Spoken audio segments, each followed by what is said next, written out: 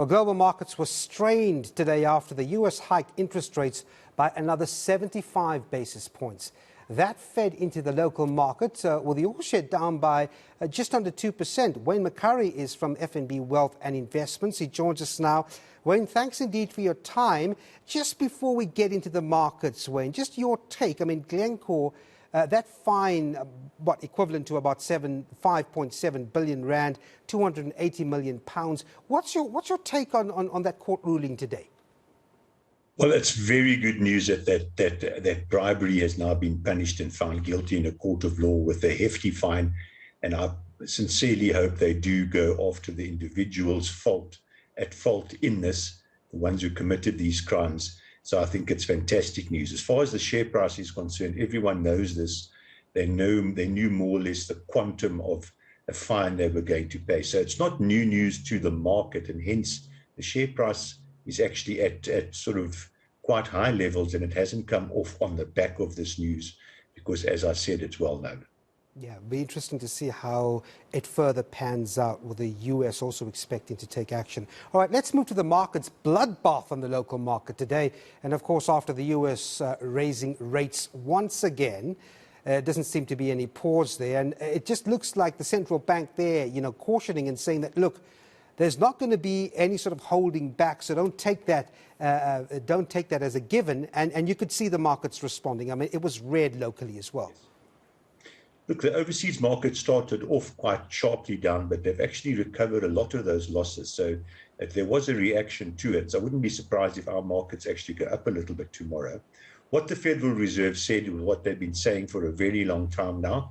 Inflation is enemy number one, and we will crush it no matter what the cost is economically or socially, because if we let it go rampant, it'll be far more damaging than the measures we're taking to actually get inflation down. Now, they said a few things last night. They did hint quite strongly that the next increase won't be 0.75, in other words, 0.75%.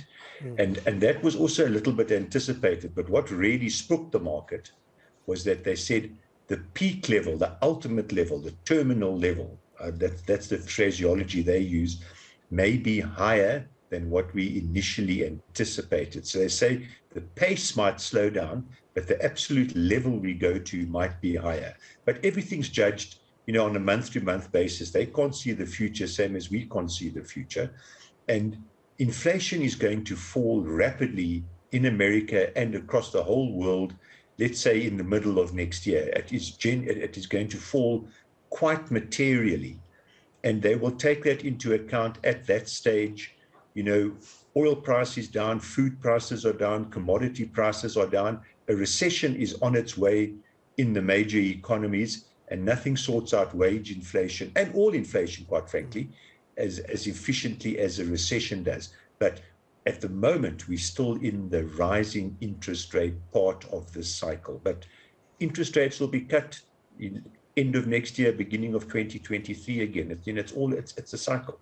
Yeah. Do we have to wait, having said what you just did say there, Wayne, do we have to wait that long for our rand to recover? I mean, what is it? Above 18 rand 33 or thereabout, and largely because of what's happening with those interest rates in the US. Yes, it's exactly what's happening because of the interest rates. The rand's always weak when interest rates go up worldwide, and it strengthens when interest rates fall. So we're going to have to wait a little bit for the rand, maybe another year or so, but the rand could very easily go below 16 in the next part of the cycle, because that would be, quite frankly, normal behavior for the rand. So what the rand's doing now is absolutely normal.